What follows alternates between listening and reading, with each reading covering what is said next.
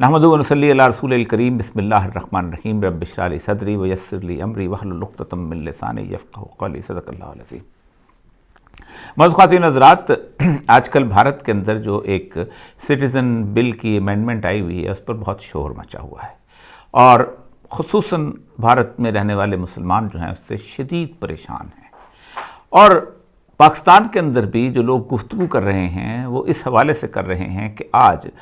دو قومی نظریے کا وہ تصور جو کہ قائد اعظم محمد علی جناح کی قیادت میں لوگوں نے خواب کے طور پہ دیکھا تھا وہ سچ ثابت ہو رہا ہے، اور علامہ اقبال کی جو گفتگو تھی یا علامہ اقبال کا خطبہ الہ آباد تھا وہ بہت حد تک اس کی سچائی جو ہے وہ دنیا کے سامنے واضح ہوتی چلی جا رہی ہے۔ لیکن آج میں تاریخ کا بالکل ایک نیا زاویہ آپ کے سامنے رکھنا چاہتا ہوں۔ کیا پاکستان اور بھارت اور بنگلہ دیش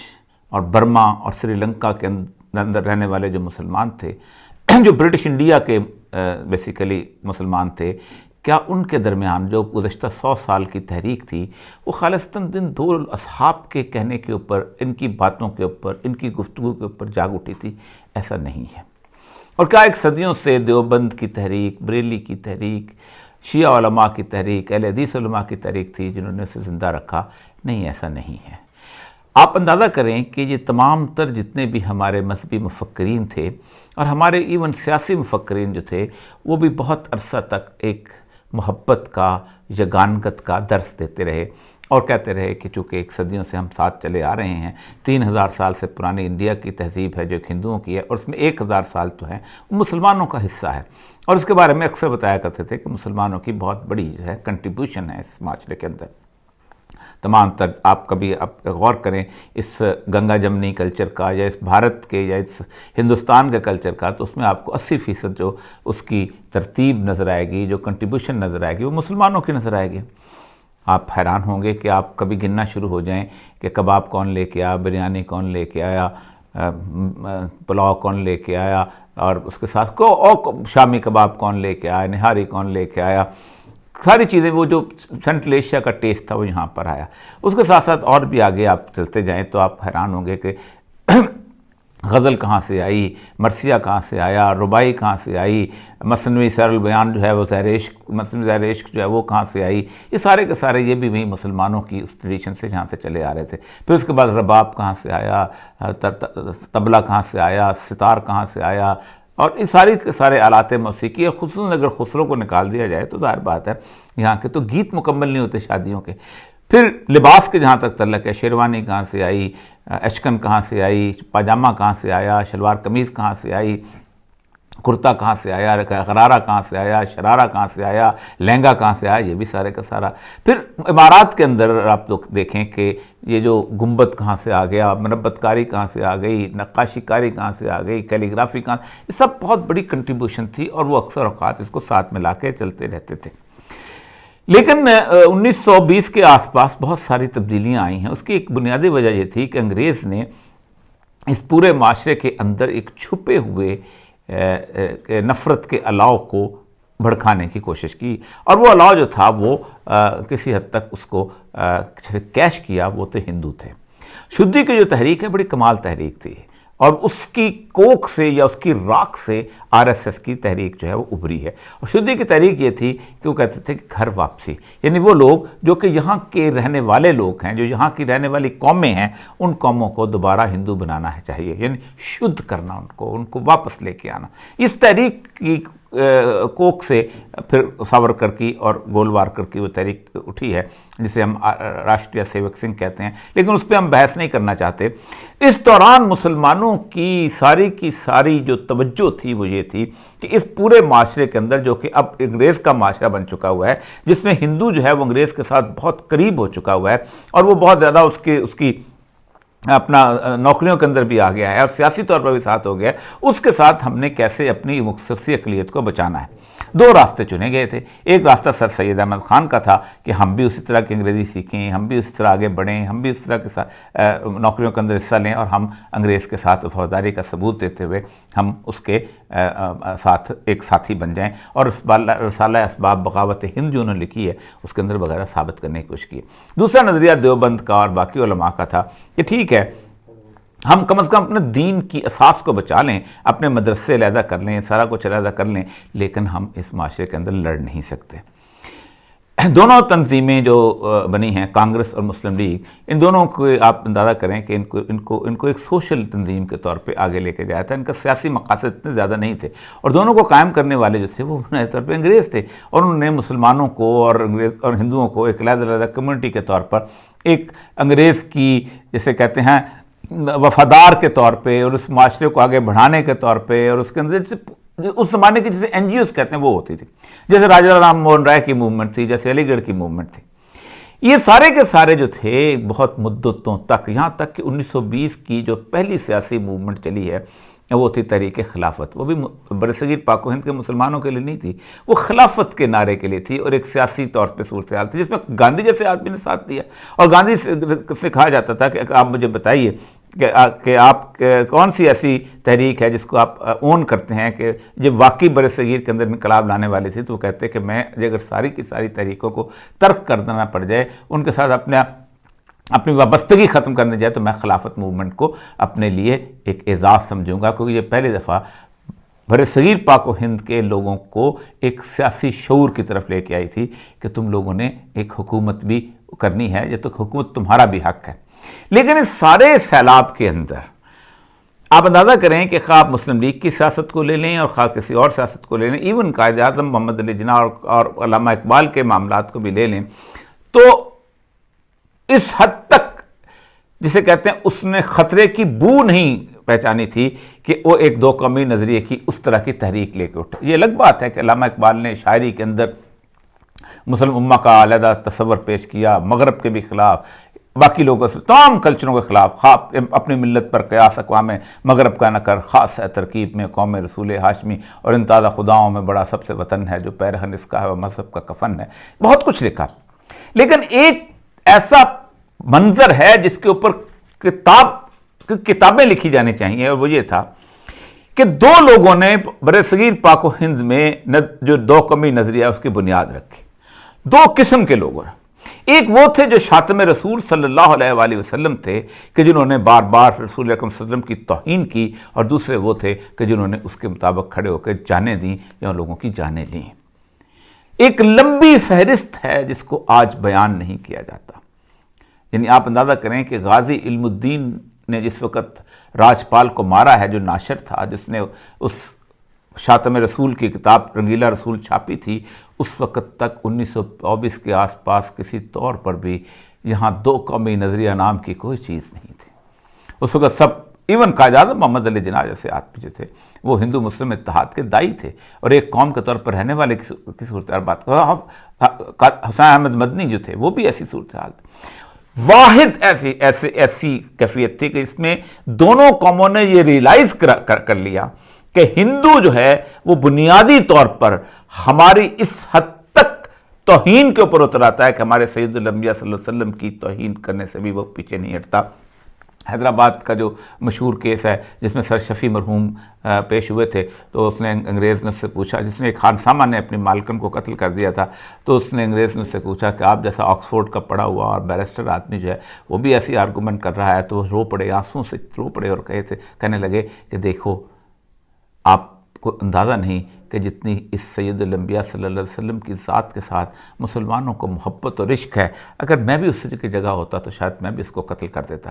اور یہ ایک بہت لمبی فہرست ہے ان لوگوں کی جنہوں نے رسول اللہ صلی اللہ علیہ وسلم کی گستاخی کی، اور بہت لمبی فہرست ہے کہ جو پھانسیوں پہ جھول گئے۔ ان لوگوں کی قربانیوں کی بنیاد کے اوپر قائد اعظم یہ کہنے پر مجبور ہوئے کہ ہندو از انکوریجبل، ہندو جو ہیں یہ ناقابل اصلاح ہیں۔ اسی کی بنیاد کے اوپر علامہ اقبال جو تھے وہ کہنے پہ مجبور ہوئے کہ ہمیں ایک علیحدہ خطہ وطن چاہیے کہ جس کے اندر ہم اپنی تہذیب، اپنی ثقافت، اپنی اقدار، اپنی روایات جو ہیں اس کے مطابق زندگی گزار سکیں۔ یہی وہ چیز تھی، یہ ایک ڈفرنس تھی، یہ ایک دونوں کے درمیان جو ہے آپس کے اندر جسے کہتے ہیں بودھ پیدا ہو گیا ہوا تھا، جس نے اور اس کی بنیاد آج نہیں، آپ اندازہ کریں کہ اس کی بنیاد بسنت پنچمی کے زمانے کی تھی کہ جب لاہور شہر کے اندر ایک بچے نے اس زمانے کے اندر، آپ اندازہ کریں، میں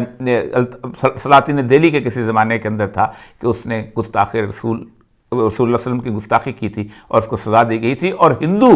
چھپ کے اس کی یاد منانے کے لیے بسنت پنچمی کا تہوار مناتے تھے لاہور شہر کے اندر، اور باقاعدہ اس کے پتنگیں اڑایا کرتے تھے، یہ ثابت کرنے کے لیے کہ یہ شخص ہمارا ہیرو ہے۔ تو اصل میں دونوں طرف ہیرو مختلف ہو گئے تھے، اور ان دونوں نے ایک دو قومی نظریے کی بنیاد رکھی تھی۔ اسی کی بنیاد کے اوپر لٹریچر بلٹ اپ ہوئے، اسی کی بنیاد کے اوپر یہ تصور بلٹ اپ ہوا کہ مسلمان جو ہیں یہ بنیادی طور پر ایک باہر سے آئی ہوئی قوم ہیں، اور یہ ملیچ ہیں، اور انہوں نے اس علاقے کو ناپاک کیا۔ لیکن آج کا جو بل ہے جس کے اندر انہوں نے امینڈمنٹ کی ہے کہ ہم ان تمام لوگوں کو پناہ دیں گے اپنے اس ہندوتوا کے علاقے کے اندر جو کسی بھی اور نیشنلٹی سے تعلق رکھتے ہوں، کسی بھی اور مذہب سے تعلق رکھتے ہوں، لیکن ہم مسلمانوں کو نہیں دیں گے۔ اس کا آغاز جو ہے، اس کا جو بیج بویا گیا ہے، وہ آج لوگ بے شک میرے سے ناراض ہوں یا کچھ ہوں، میں ایک بڑی تلخ حقیقت بیان کر رہا ہوں، یہ بیج جو ہے یہ 1971 میں بنگلہ دیش میں بویا گیا تھا۔ آج دنیا کے تمام اکانومسٹ جو ہیں یہ بنگلہ دیش کے بارے میں بہت عجیب و غریب سی باتیں کرتے ہیں، اور کہتے ہیں کہ اس کا فارغ ریزرو کا لیول یہ ہو گیا، اس کے ہاں ٹریڈ ڈیفیسٹ جو ہے بہت کم ہو گیا، وہاں دنیا کی معاشی طاقتوں کے اندر آنا شروع ہو گیا ہے۔ لیکن ایک بہت سادہ سا آدمی ہوں جو اکنامکس کی باتیں نہیں کرتا۔ 1971 میں جس وقت یہ موومنٹ چل رہی تھی، جس وقت پاکستان کے دانشور بھی اور بنگلہ دیش کے دانشور بھی اور انڈیا کے دانشور بھی بنگالیوں کو ایک انتہائی محروم قوم بنا کے پیش کر رہے تھے، اور کہا جاتا تھا کہ لاہور کی سڑکوں سے پٹسن کی بو آتی ہے، اور جس وقت کہا جاتا تھا کہ بنگالی جو ہیں وہ قتل ہو رہے ہیں اور سارا کچھ ویسٹ پاکستان کھا رہا ہے، اس وقت پنجابی کا نام نہیں لیا جاتا تھا، ویسٹ پاکستان کا نام لیا جاتا تھا۔ اس وقت جب یہ 71 بن گیا، 71 کے بعد 3 ایسے علامتیں ہیں جو میں آپ کے سامنے معاشی ترقی کی پیش کرتا ہوں، جس کی بنیاد پر آج یہ بل پیش ہو رہا ہے کہ 71 سے پہلے ایک بھی ہندو یا مسلمان بنگلہ دیش سے نکل کے انڈیا میں نوکری کرنے نہیں آیا تھا، اور وہ بھی 2000-3000 روپے کی نوکری کرنے کے لیے۔ اس وقت 1 کروڑ، بلکہ 1 کروڑ سے بھی زیادہ جو اس وقت ٹریڈیشنل ایسٹیمیٹس بنائی جا رہے ہیں، جو اس کے مطابق بنائی جا رہی ہیں آپ کی سینسس رپورٹس کے مطابق، تقریباً 1 کروڑ 50 لاکھ کے قریب جو ہیں وہ ایسے لوگ ہیں جو بنگلہ دیش سے آ کے اس وقت انڈیا میں آباد ہوئے ہیں، اور ان کا سب سے بڑا جو تھرسٹ تھا وہ آیا تھا آسام میں اور مغربی بنگال میں۔ کہا جاتا تھا، اندرا گاندھی نے کہا تھا، ہم نے نظریہ 2 قومی نظریہ جو ہے اس کو خلیج بنگال میں ڈبو دیا۔ بنگالی جو تھے کس بنیاد پہ پیدا ہوئے تھے؟ ایک بنگالی قومیت، ایک بنگلہ بھاشو، ایک میگا چھاتی ہے، ایک خلیج بنگال ہے، ایک طرح کے دریا ہیں، ایک طرح کا بنگال کا حسن اور موسیقی ہے۔ لیکن جب بنگالی علیحدہ ہو گئے اور جب وہ ایک اتنی بڑی موومنٹ وہاں پر چل پڑی، آپ حیران ہوں گے کہ وہاں جب انڈیا نے حملہ کر لیا، جب ملک بنانے کا وقت آیا تو انہوں نے کہا خبردار کلکتہ کی طرف مت دیکھنا، تم بنگالی نہیں ہو، تم بنگلہ دیشی ہو۔ ایک نئی قومیت پیدا کی گئی کہ تم کون سا بنگلہ دیشی؟ کیا ہے قومیت؟ کہ لا الہ الا اللہ محمد رسول اللہ صلی اللہ علیہ وسلم پڑھتا ہے۔ اس لیے ان کو علیحدہ کر دیا گیا کیونکہ ان کو اس ہندوتوا کے تصور کے اندر ساتھ نہیں رکھنا چاہتے تھے، اور انہوں نے کہا تھا کہ یہ لوگ جو ہیں یہ ملیچ ہیں۔ دوسری چیز جو تھی، ایک بنگالی عورت دنیا کے بازاروں میں نہیں بکی تھی۔ اس وقت آپ دنیا کی ہر ہیومن ٹریفکنگ کی ویب سائٹ نکال لیں، کئی رپورٹس نکال لیں، تقریباً 15 لاکھ بنگالی عورتیں جو ہیں اس وقت دنیا کے بازاروں میں 15-20 ہزار روپے پہ بکی ہیں۔ میں خود اسسٹنٹ کمشنر کوئٹہ تھا، اور میں نے خود 2 پشتونوں سے 2 عورتیں بنگالی ریکور کی تھیں جو ان کے 9,000 روپے پہ لے کے آئے تھے، اور یہ 1988 کی بات ہے۔ یہ وہ تصور ہے کہ اس وقت 75% طوائفیں جو کلکتہ کے بازاروں میں ہیں وہ بنگلہ دیشی عورتیں ہیں۔ 50,000 عورتیں ہر سال انڈیا میں بنگلہ دیش سے اسمگل کر کے لائی جاتی ہیں اور بیچی جاتی ہیں، جو کہ بامبے میں، جو مدراس میں، پتہ نہیں کہاں کہاں آپ کو نظر آتی ہیں۔ تیسری چیز جو کہ 1971 تک نہیں تھی وہ یہ تھی کہ مغربی پاکستان میں کبھی کوئی بنگالی کک نہیں ہوتا تھا۔ اس وقت 20 لاکھ بنگالی جو ہیں وہ کراچی کے اندر موجود ہیں جو واپس جانا نہیں چاہتے، اس ویلفیئر سٹیٹ میں واپس نہیں جانا چاہتے، اس اکنامکلی وائبل سٹیٹ کے اندر واپس نہیں جانا چاہتے۔ میں چاغی میں ڈپٹی کمشنر تھا، میرے پاس 3 بنگالی کک تھے، اور 12 بنگالی جو تھے وہ تفتان اور نوکنڈی میں 3,500 ہزار 4,000 ہزار کی نوکری کر رہے تھے، 12 بنگالی کک، اور ان کی حالت یہ تھی کہ 3 دن بعد وہاں پانی آتا تھا، اور اگر ایران سے کہیں سبزی نہ آئے تو ان کو سبزی نہیں مل پاتی تھی۔ یہ حالت تھی۔ یہ وہ 1 کروڑ لوگ تھے کہ جب وہاں آئے تو آپ کو پتہ ہے کہ آسام میں ہنگامے شروع ہوئے۔ آسام میں جب ہنگامے شروع ہوئے تو اس سطح کے ہنگامے، خون ریزی شروع ہو گئی کہ باقاعدہ وہ سارے لوگ جو کہ ان بنگالیوں کے خلاف تھے، جو سمجھتے تھے کہ ان مسلمانوں نے ہمارے جہاں پر جیسے بیلنس خراب کر دیا ہے، تو راجیو گاندھی کے ساتھ بیٹھ کے 1985 کے اندر 15 اگست والے دن، یوم جمہوریہ والے دن، باقاعدہ جو ان کی آزادی کا دن ہوتا ہے اس والے دن باقاعدہ ایک معاہدہ ہوا کہ ہم ان میں سے وہ لوگ جو کہ اس مارچ 61 سے لے کے مارچ 71 تک آئے ہیں اس کو ڈی فرینچائز کر دیں گے اور باقیوں کو ہم بنگلہ دیش واپس بھیج دیں گے، اور ان کی ایک لسٹ بنائی جائے گی اور سب کچھ کیا جائے گا۔ لیکن اس کے باوجود بھی یہ لوگ آسام سے نکلے، کوئی کیرلا چلا گیا، کوئی کہیں اور چلا گیا۔ یہ وہ بیچارے دربدر بنگالی تھے جو ایک شاندار، مستحکم، خوبصورت بنگلہ دیش کا خواب دیکھنا چاہتے تھے۔ یہ وہ لوگ ہیں کہ جنہوں نے انڈیا کے اندر اس وقت جو ہے بیلنس آؤٹ کر دیا ہے کہ اس وقت جو مسلمانوں کی گروتھ ریٹ ہے وہ اس وقت ہندوؤں کی گروتھ ریٹ سے اتنی زیادہ آگے بڑھ چکی ہے کہ ایک زمانے میں 22% اور 29% کا فرق ہوتا تھا آسام اور بنگلہ دیش میں، اس وقت 11% اور 32% ہو گئے ہیں۔ 11% ہندو بڑھ رہے ہیں اور 32% مسلمان بڑھ رہے ہیں۔ یہ وہ حالت ہے جس نے ان کو ایک خوف کا شکار کر دیا ہے، اور یہ حالت ان کی اپنی بوئی ہوئی ہے۔ لیکن اب صورتحال یہ ہے